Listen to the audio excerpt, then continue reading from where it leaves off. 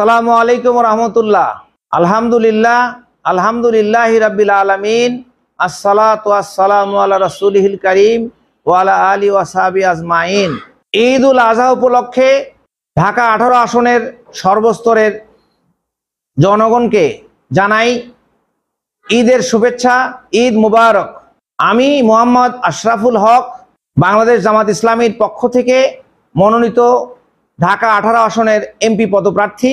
আমি আপনাদের সামনে আজকের এই ঈদের সময়ে দুটি কথা বলার জন্য উপস্থিত হয়েছি। ঈদ আমাদের যে দেশে আমরা মুসলিম হিসেবে ঈদ উল ফিতর এবং ঈদ উল আজহা উদযাপন করি।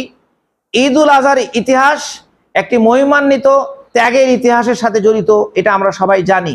সেই ত্যাগের ইতিহাসের বিষয়টা প্রতি বছর আমাদেরকে স্মরণ করিয়ে দেয় যে নিজেদের প্রত্যেক ক্ষেত্রে, জীবনের প্রতি ক্ষেত্রে, সমাজের প্রতি ক্ষেত্রে আমাদের ত্যাগের প্রয়োজন আছে।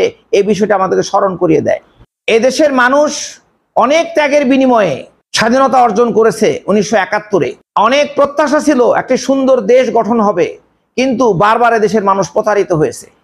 কিন্তু পরবর্তী সর্বশেষ 24শে জুলাই আগস্টের অভ্যুত্থানের মাধ্যমে এদেশের ছাত্র জনতা নতুন করে রক্ত দিয়ে তারা আবার করে নতুন স্বাধীনতা এনেছে এবং আজকে এদেশের মানুষ মুক্ত বাতাসে নিঃশ্বাস নিতে পারছে।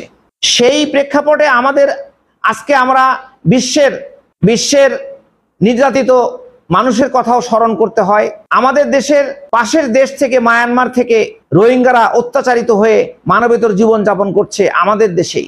এর পাশে আসে কাশ্মীরের মানুষ, কাশ্মীরের মুসলিম জনতা অত্যাচারিত হচ্ছে।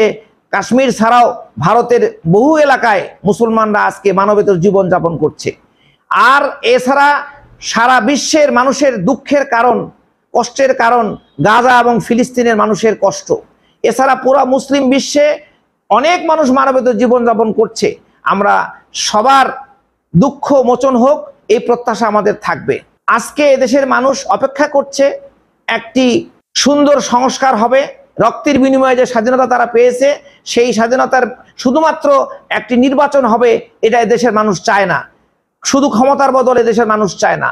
এদেশের মানুষ চায় যে দেশের প্রবলেমগুলোকে, সমস্যাগুলোকে সমাধান করার জন্য উত্তম একটা সংস্কারের মাধ্যমে সেগুলো সমাধান হবে।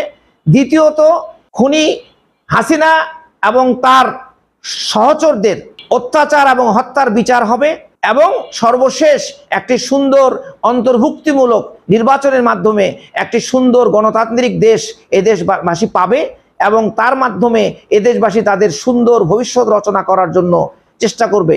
বাংলাদেশ জামাত ইসলামী ন্যায়ভিত্তিক সমাজ গঠন করার জন্য তাদের প্রতিষ্ঠার পর থেকে চেষ্টা করছে। তারা বেছে বেছে এদেশের মানুষের জন্য প্রয়োজন পূরণ করার জন্য উপযোগী মানুষকে তারা নির্বাচনে প্রার্থী করেছে। আপনারা সেই বিষয়গুলো বিবেচনা করবেন। বিবেচনা করে একটি ইসলামের ভিত্তিতে সুন্দর সমাজ গঠন করার জন্য আপনারা সত্যিকার ভালো মানুষগুলোকে বেছে নেবেন এবং দেশের মানুষের যাতে উপকার হয়। আকাশে সূর্য উঠলে যেমন সবার উপকার হয়, ইসলামী রাষ্ট্র গঠন হলে, ইসলামের সুন্দর জীবন ব্যবস্থা গঠন হলে এদেশের আপামর জনসাধারণ ধর্ম বর্ণ নির্বিশেষে সবাই উপকৃত হবে এবং একটা সুন্দর সমাজ গঠিত হবে। এই আমাদের প্রত্যাশা থাকবে। সব শেষে আমি এই ঢাকা 18 আসনের সর্বস্তরের জনতা সহ দেশবাসীকে ঈদের শুভেচ্ছা আবার করে জানাচ্ছি। ঈদ মুবারক। আসসালামু আলাইকুম রহমতুল্লাহ।